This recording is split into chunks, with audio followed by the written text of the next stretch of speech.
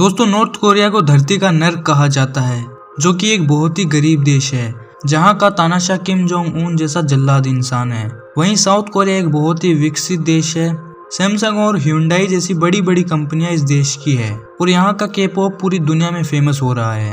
लेकिन क्या आपको पता है कि पहले नॉर्थ कोरिया साउथ कोरिया से ज्यादा अमीर और ताकतवर था और साउथ कोरिया में इतनी बुरी हालत थी कि लाखों लोग सड़कों पर उतर आए थे।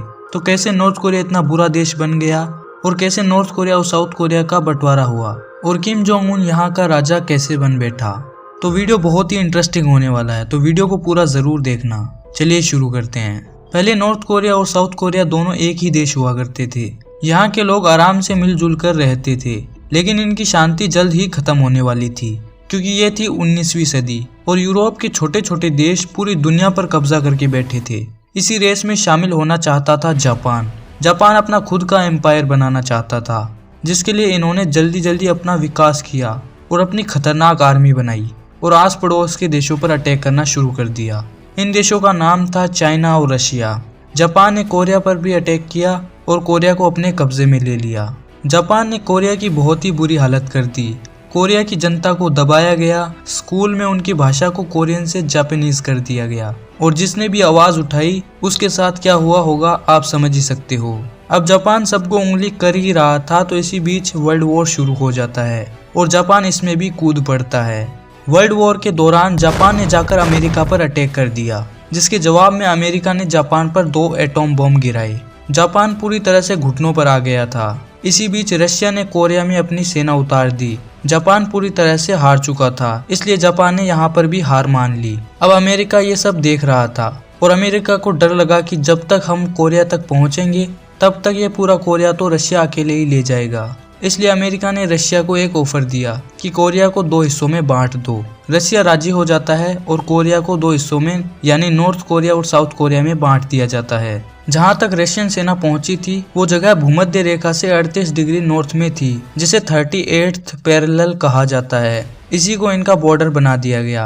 अब साउथ कोरिया पर अमेरिका का कब्जा हो गया था और कब्जा करते ही अमेरिका ने अपना रंग दिखा दिया, वहां की पीपल रिपब्लिक ऑफ कोरिया को बैन करके, जिसे खुद कोरिया के लोगों ने अपनी गवर्नमेंट के रूप में बनाया था। उसके बाद अमेरिका ने घोषणा करके बताया है कि साउथ कोरिया में जापान की कॉलोनियल सरकार ही रहेगी। ये बात सुनते ही साउथ कोरियन लोग गुस्से में आ गए और लाखों की तादाद में लोग सड़कों पर आंदोलन करने लगे। तब अमेरिका की सेना ने आंदोलन को इलीगल घोषित कर दिया, लेकिन इससे लोग आंदोलन बंद थोड़ी कर देंगे। जिसके बाद यूएस मिलिट्री ने मार्शल लॉ लगा दिया। विरोधियों पर गोलियां चलाई गई, सैकड़ों लोगों ने अपनी जान गंवाई, बहुत सारे लोगों को गिरफ्तार किया गया, कई मार दिए गए, कई को टॉर्चर किया गया। कुल मिलाकर बात यह है कि कोरिया जल रहा था। अब चलते हैं नॉर्थ कोरिया की तरफ। यहाँ पर रशिया का कब्जा था, लेकिन अमेरिका की तरह रशिया ने नॉर्थ कोरियन लोगों को दबाया नहीं, बल्कि उनके साथ मिलकर काम किया। अब आप लोग सोच रहे होंगे कि किम जोंग उन कहाँ है? अरे वो तो अभी पैदा भी नहीं हुआ, अभी तो उसके दादाजी का टाइम है। तो रशिया की जो आर्मी थी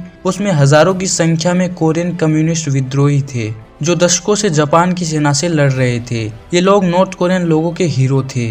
इन्हीं में से एक था किम इल सुंग, किम जोंग उन का दादाजी, जिसे आज भी नॉर्थ कोरिया में भगवान की तरह पूजा जाता है। रशिया ने किम इल सुंग को खुद अपने हाथों से चुनकर नॉर्थ कोरिया का किंग बनाया। अब ये टाइम नॉर्थ कोरिया के लिए गोल्डन टाइम था। इस समय सिर्फ 8 घंटे काम करने का नियम लाया गया, जेंडर इक्वालिटी लॉज बनाए गए और बाल मजदूरी यानी बच्चों से काम कराने को बैन कर दिया गया। तो अब साउथ कोरिया तो बहुत ही बुरी कंडीशन में है और नॉर्थ कोरिया किम इल सुंग के अंडर तरक्की कर रहा है। अमेरिका ने साउथ कोरिया में सिगमंड री को वहां का शासक बना दिया, जो कि एक एंटी कम्युनिस्ट था, मतलब उसे कम्युनिस्ट विचारधारा वाले लोगों से नफरत थी। इसने हजारों आदमी, औरतों और बच्चों को मार डाला क्योंकि इसे शक था कि वो कम्युनिस्ट हैं। 1948 और 1949 में रशिया और अमेरिका ने अपनी सेना को वापस बुला लिया और कहानी खत्म हो गई, है ना? अरे अभी तो कहानी शुरू हुई है। नॉर्थ कोरिया जो था उसकी आर्मी साउथ कोरिया से ज्यादा ताकतवर थी और रशिया ने उनके लिए पीछे अपने हथियार और टैंक्स वगैरह छोड़ दिए थे, जबकि साउथ कोरिया की सेना कमजोर थी। इसलिए हुआ क्या कि किम जोंग उन के दादाजी को लालच आ गया और उसने 25 जून 1950 को साउथ कोरिया पर अटैक कर दिया।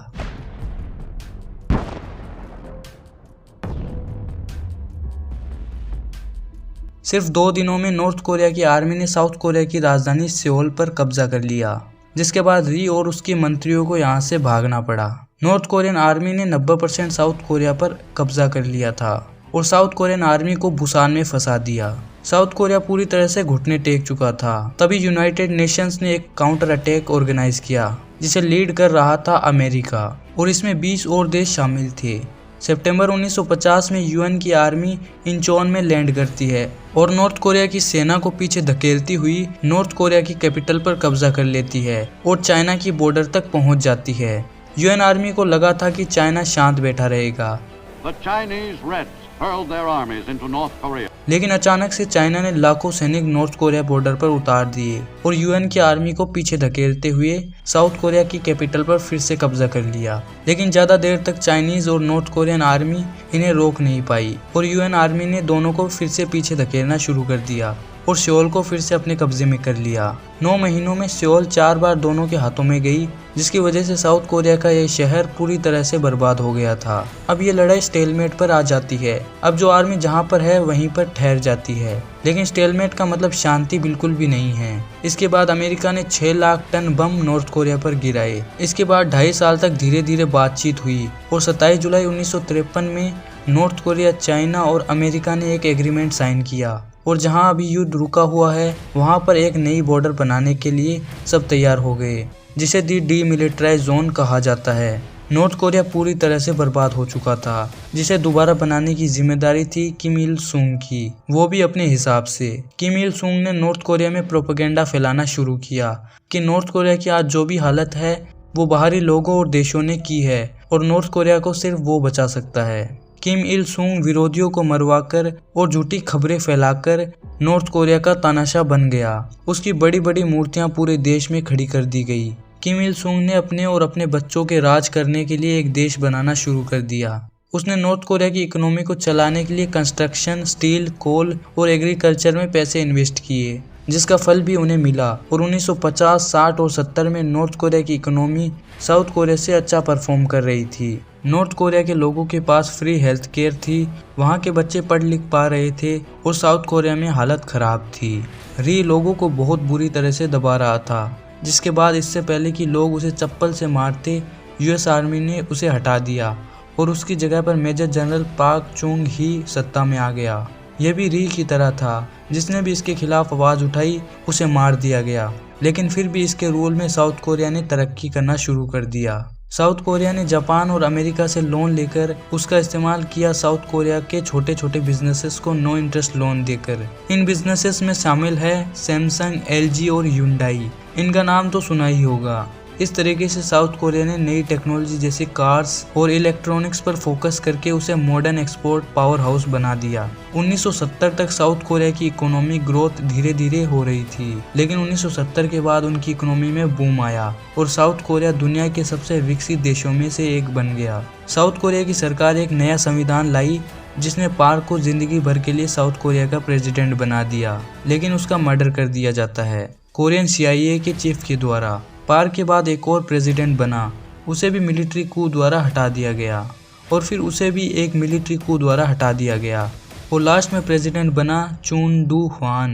लेकिन अब साउथ कोरियन लोगों को गुस्सा आ गया था और 1987 में 10 लाख से भी ज्यादा साउथ कोरियन लोग सड़कों पर उतर आए और डेमोक्रेसी यानी जनतंत्र की मांग करने लगे, जिसे चून ने मान भी लिया और 25 फरवरी 1988 से आज तक वहाँ के लोग वोट करके अपने प्रेसिडेंट को चुनते हैं। तो अब हम 90 के दशक में पहुंच चुके हैं। नॉर्थ कोरिया की हालत देखते हैं। ओ, यहाँ तो आग लगी पड़ी है।